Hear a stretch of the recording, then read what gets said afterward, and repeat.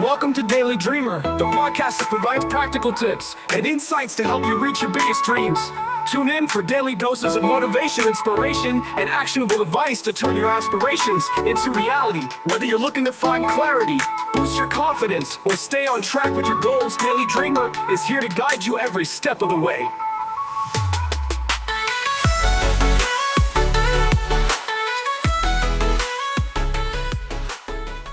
Ever feel like, you're drowning in to-do lists? Like you're constantly battling distractions and just never quite reaching that peak productivity? Yeah, you're definitely not alone. So we're ditching the usual, productivity hacks this time around. Yeah. And really diving deep into, the psychology and even the science behind actually getting things done. We've got some fascinating sources for you today. We're going to be looking at Dr. Cal Newport's time blocking strategies. He talked about this in an interview with Dr. Andrew Huberman. Okay, so our mission, I think, to help you become not just more productive, but more intentionally productive, Right. So get ready, because we're about to unpack some serious aha moments. Yeah, and maybe debunk a few myths along the way. This PDF, How to Increase Your Productivity, it highlights one of the big ones, that longer hours don't actually equal more productivity. It's so true. Yeah. It's like that whole thing, work smarter, not harder. But knowing that and applying it are two totally different things. Absolutely. Our brains are really wired for these bursts of focused work, not these endless slogs. Right. And eventually we hit a point of diminishing returns, and then the quality of the work just suffers. And then there's multitasking. This PDF totally calls that out as a myth. It's a myth that I think so many of us have bought into, where we think that we're being super efficient by juggling 10 different things at once. Yes. But actually, our brains just aren't designed for that. So that feeling of mental whiplash when I'm trying to answer emails and plan for this deep dive and order groceries online, that's not peak productivity. No, not at all. Okay. Single tasking, focusing on one thing at a time, it's so much more effective. That makes sense. Yeah. Now, beyond those productivity pitfalls, this PDF also dives into something called a growth mindset. Yeah, it's a fascinating concept from the psychologist Carol Dweck. Basically, it boils down to believing that your abilities aren't fixed. You can always improve with effort and learning. So instead of ugh, I'm terrible at math, it's more, okay, I haven't quite mastered it yet. Exactly. That belief that you can improve. It's crucial for staying motivated, especially when things get tough. And speaking of things that can make productivity a challenge, we often, forget the role of emotions. Oh, totally. We like to think we could just power through anything, but we all have good days and bad days. Absolutely. Which is why Dr. Cal Newport's approach to productivity is so interesting. He actually designs his schedule around his own tendency toward insomnia. Okay. Yeah. I have to hear more about that. Yeah. Give us the rundown on his whole philosophy. So he's all about what he calls fixed schedule productivity. So he assigns every hour of his workday a specific job, and that even includes rest.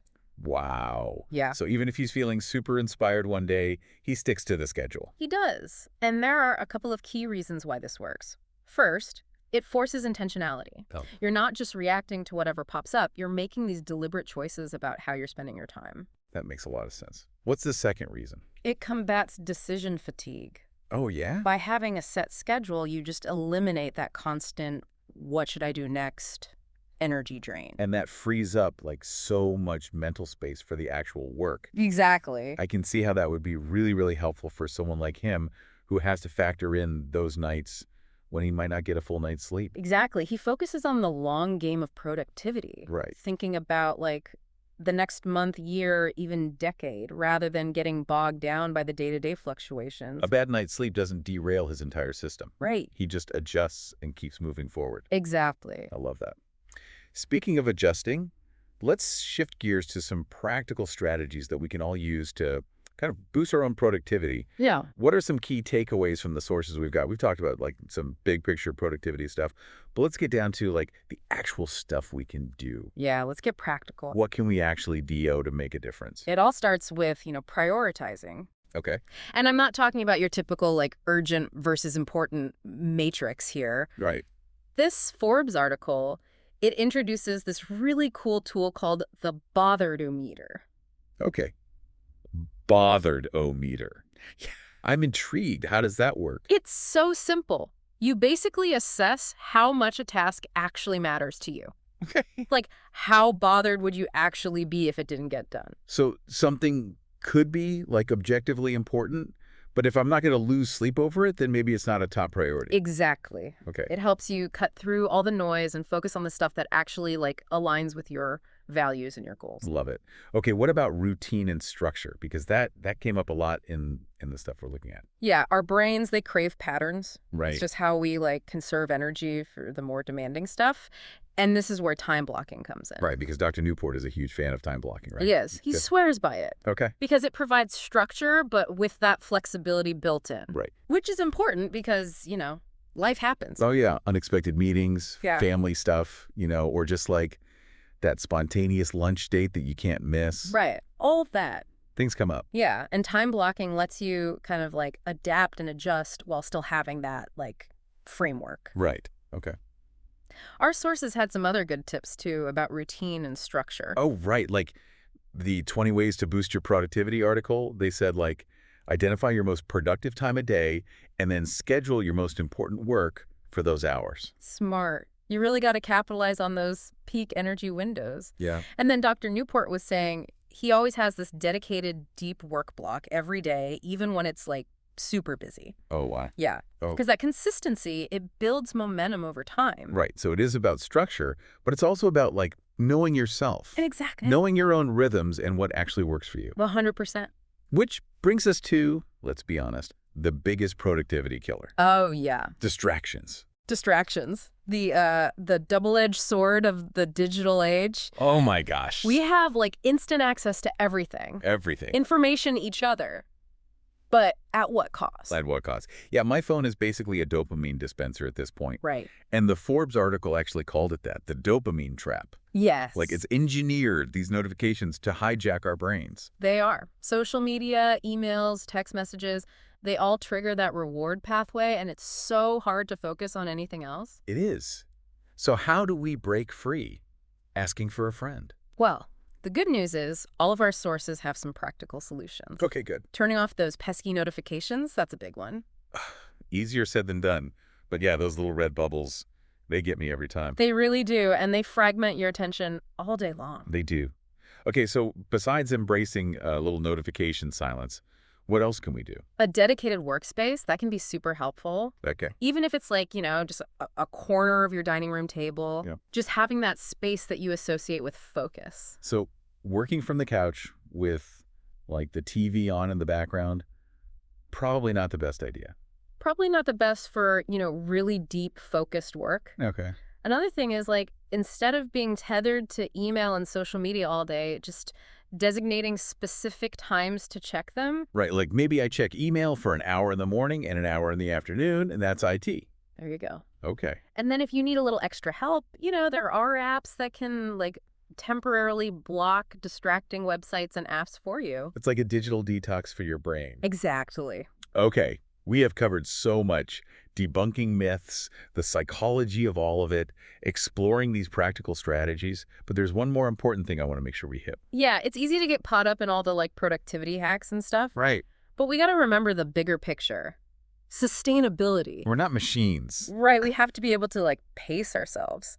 It's not about like crushing it today and then burning out tomorrow. We want to set ourselves up for like long-term success. Yeah, for sure. It's about that sustainable productivity, Okay. not just these short bursts of energy. Right, right. And that's where this idea of slow productivity comes in. Okay. It's all about quality over this like rushed quantity. Right. Really focusing on the work that truly matters Okay. and giving it the time and attention that it deserves. So instead of racing to check off a million things on our to-do list, it's about slowing down, being more intentional with our energy, and then ultimately producing work that we're proud of. Yes, exactly. And this actually ties into, the importance of rest and rejuvenation too. Oh, right. Even Dr. Newport, remember, with like his very structured schedule, he's Yeah. big on pre-dinner walks, making time for exercise. It's like that saying, you can't pour from an empty cup. Yeah.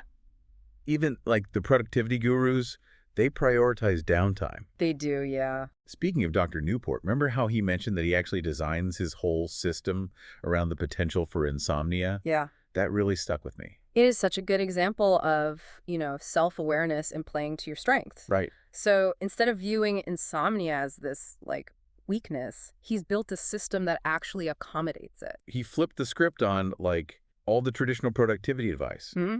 Instead of trying to power through limitations, he's like, okay, I'm going to embrace this and design a system that works. Exactly. That's such a good point because really, there's no one-size-fits-all approach to this stuff, right? Right.